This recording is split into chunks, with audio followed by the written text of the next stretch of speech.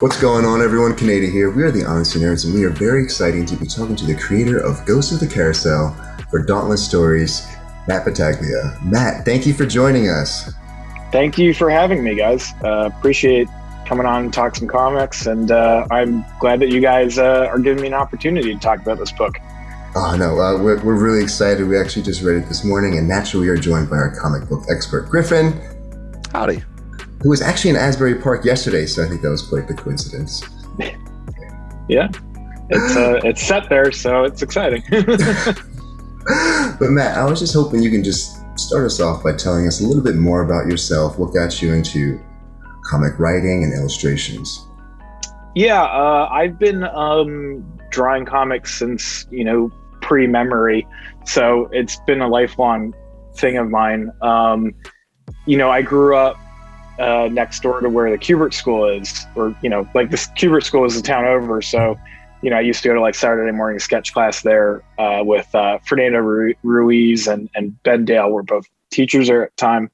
And so I've always had this, I've always loved comics, and that was a great place to foster any young kids who liked comics. You could go there, you do sketch class, and you meet other people who also like comics and do a lot of drawing. And so it's always been a lifelong pursuit. I did I colored some books a number of years ago. I did Dead Letters at Boom. I did Roche Limit with Mike Morisi and at Image.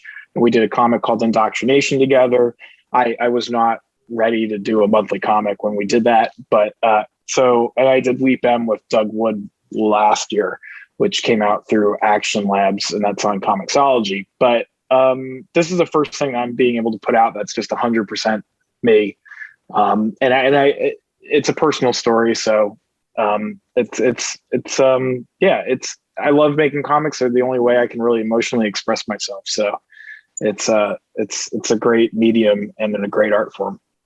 No, and I think you express yourself quite well with this one, because you do share a lot of emotion, and we talked about this in the pre-show, but by pulling back a lot from it, I'm able to almost share my own experiences with it and resonate with it on a different level.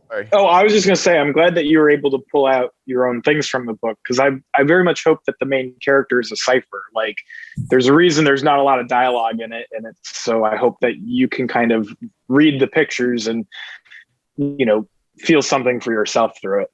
Oh, and that is for sure. Yeah, what I took from it too, because I think we all had plenty of nights on the Asbury Park. That's true. And yeah, as New Jersey, I think everyone's had a night where they're at the beach and all of their past kind of catches up with them, and they're overwhelmed yes.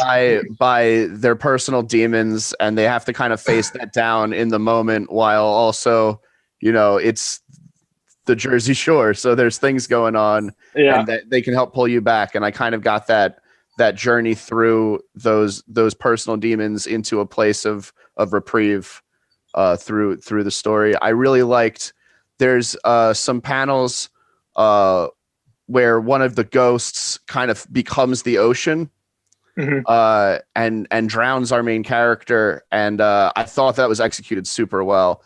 Thank you. Overall, yeah, well, I was kind of wondering what the genesis and inspiration for Ghosts of the Carousel was, and how was the experience of this as doing both writing and illustration? Because I know that you do come from primarily an illustration background, from what I understand. Yeah, I'm always trying to come up with stuff for myself, like writing. Like, there's a ton of stuff that's just sitting in a drawer that I write and draw for myself that just doesn't go anywhere, because I get like 5 pages in and then I rethink it and then do another 5 pages. I think I did like a 40-page book, Crimson, that's up on my website, that I just I got to 40 pages. It's like, all right, this feels like a good first issue, but like, I don't know that I want to do a second issue unless if I find something to do with it. So it's just on my site.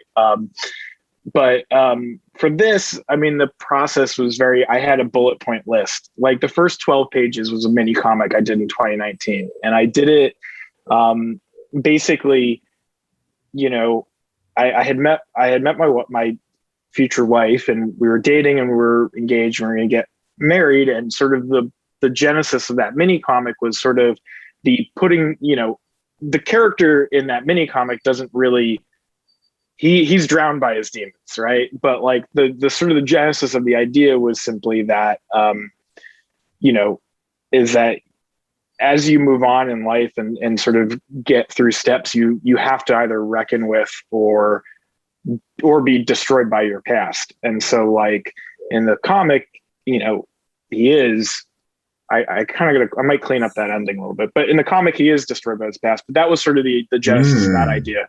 And I always, you know, my wife and I met at the Stone Pony, and so like the boardwalk in a very real sense to me is you know, one of the most important like sort of locations in my mind. And so there's also, like you said, like Jersey Shore, you know, I'm thinking like if you're there at the wintertime when it's kind of empty, it's like it can be a very eerie place, and you can definitely just get lost in your thoughts, and that's, so that was the genesis for that first part. And then, you know, I thought, oh, I'll take this to cons and I'll do a lot of cons with it, and I'll be like, you know, calling card, like a business card type of thing. And then 2020 happens, and there's the cons, and so it's sat, and then, you know, so whatever. So I put that whole thing was to bed, and then, you know, 2020, I think you're thinking a lot about, at least I did, I don't know about you guys, but you think a lot about like,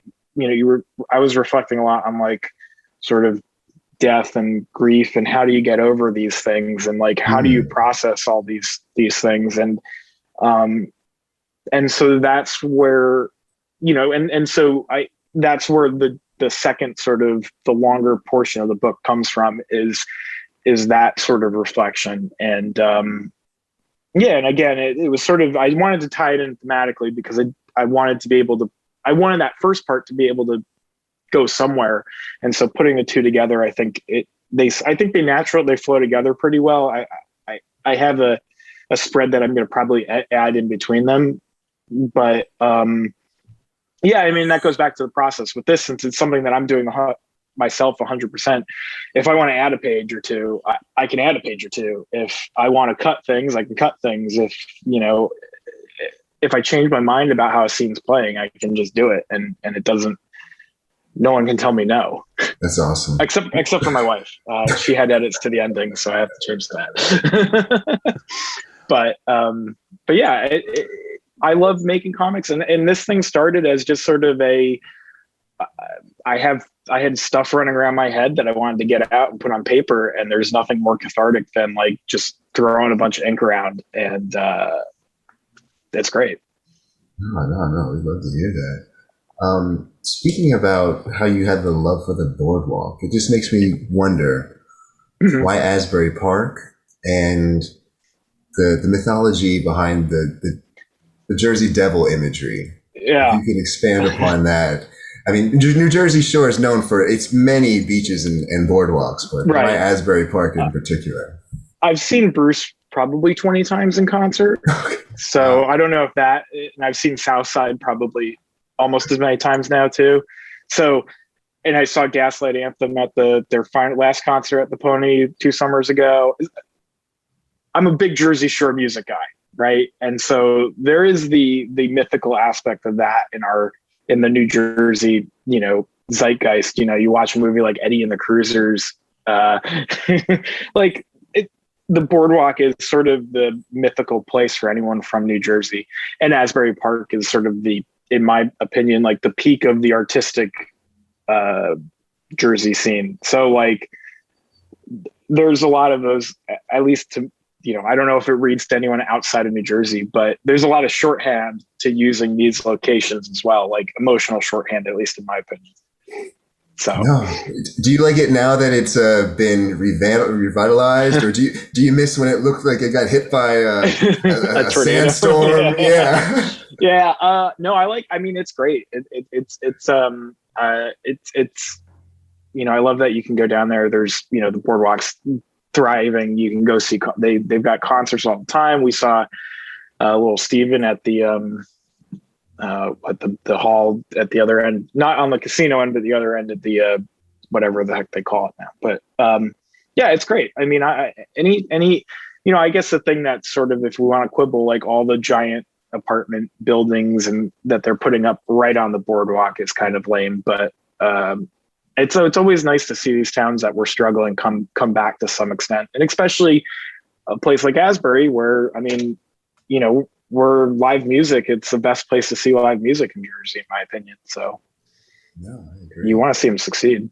For sure. I remember when Asbury Park's boardwalk was a punchline in Kevin Smith movies, and to see how far it's come is something for sure. Yeah, for sure. So I guess I have one question where you talked about how this was overcoming grief and death, and this is a story about overcoming failure overnight. And then you did hint at possibly changing the ending. If you guys did you guys see the ones with the layouts? It's not like the ending is still the same. There's some, there's just some like posing and stuff that's going to change. But it does give me a question, because I do talk about in this channel all the time how crucial it is to be how you deal with failure on your road to success. And I'm wondering, if this is a story about failure, how do you navigate failure? How do you deal with that?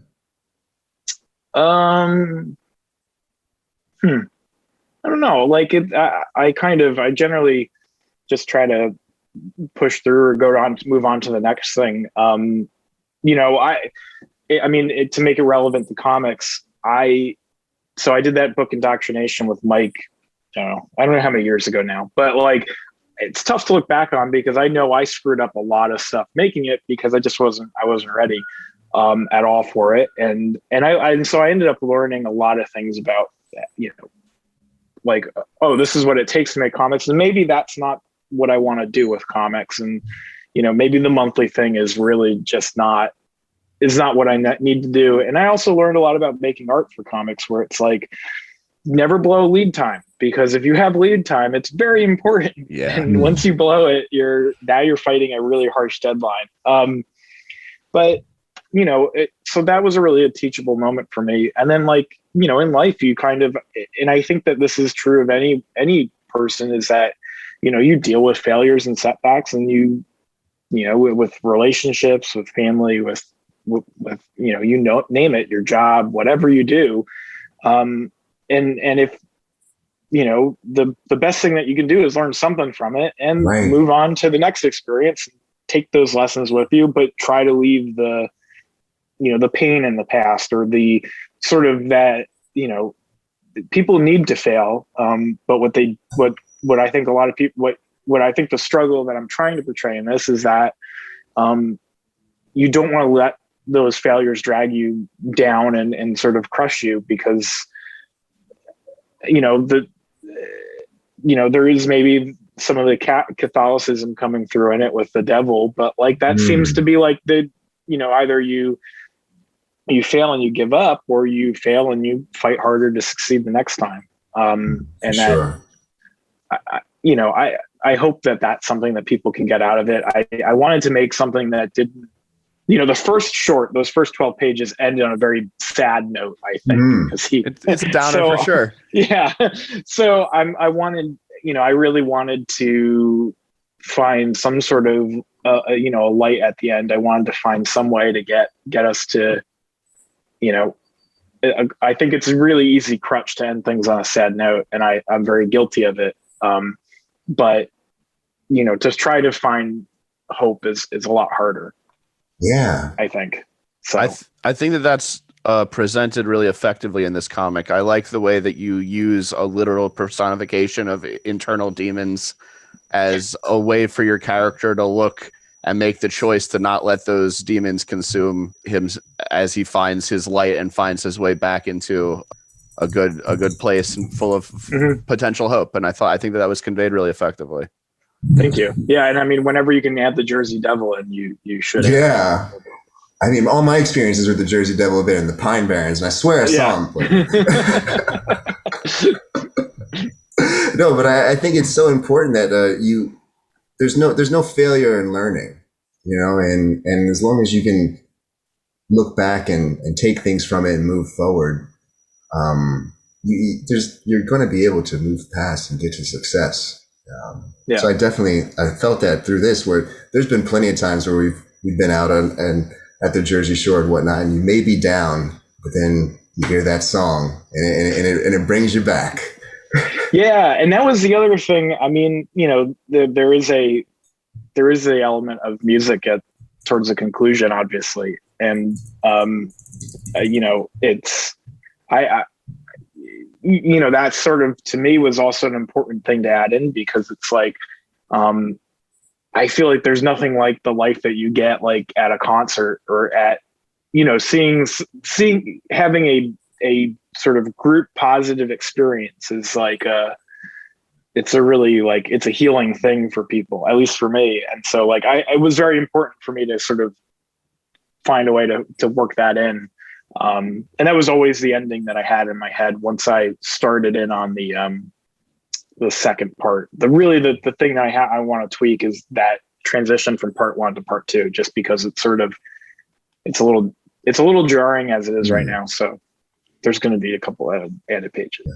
The healing power of music and the ability for music to inspire a reason to keep going on is something that's like really resonant to my own personal experiences. And in that spirit, I just wanted to leave off with this last question. There is a song in the book. Is it okay if I spoil the song, or do you want to leave it? You can. Yeah. No, because I posted it. There's a preview posted. Okay. I wanted to know if you have a special relationship. I thought it was Springsteen. You corrected me in the pre-interview, but do you have a special relationship to the song All the Way Home? Yeah. Yeah. So you're not wrong. It is Springsteen wrote it. The one that I specifically am referencing is like Southside's recording of it, which is off the album Better Days. But that was my wife and I's like wedding song. So, and also, I mean, the theme of the song is essentially, it's it's basically about finding someone and having that person help you through, basically. And so it thematically works for me. And I think that, it's one of the, I've had I've been a huge fan of Bruce and Southside, and, Sinatra, the Jersey Holy Trinity, as I think of them, for a long time. And so their music has been with me through every sort of phase of life. So I feel like there's this, it was important to work that stuff in, and it's, I hope they don't sue me. I sent a preview to backstreets.com, which is the official Springsteen fan site, and I haven't heard back yet. So, but hopefully. Well, I mean, I know coming from Jersey, the summer winds come rolling in every summer. Yep. So Frank Sinatra is very synonymous with this household as well. But I do think that we're going to wrap it up right here with this. And I want to thank you, Matt, for joining us. We'll put the links in the description below. And obviously, anyone watching this, we really enjoyed this. You should check it out. Pre-order it at Dauntless Stories. Yes. Mm-hmm. Yep, please do. It'll be done in like a week. So you'll get a final preview in your inbox soon. So. Okay. I mean, we're excited for it. Is there anything else we should look out for? Any other announcements you'd like to share with us? No, I mean, that's, if folks want to, I might start up a newsletter. So if folks want to subscribe on my website, that's there. I do have like a one-man anthology comic that's also available. I have to make the link live again on my site, but that'll be up. I'll put that up. So mattjbat.com, 2 T's on both. And that's, So, I mean, I have, hopefully I've got a couple things for next year lined up. But I'll wait to talk about those until after Ghost is out. Of course. Sells through, and obviously, and it's a huge hit. So. I mean, we're excited for it, and obviously you can always come back on and talk to us about any future project that you have. So would love to, guys. I appreciated the thoughtful conversation. It's like I said, comics is my favorite. That wall is covered in comics. Mine's over there. I feel you. Yeah, it's my favorite artistic medium, and as a creator, there's no purer way of expressing than comics, I think. So. No, and I mean, we appreciate you sharing your art and your emotions. So thank you. Thanks. Thank you, guys. All right, guys. Well, until the next time, see you soon.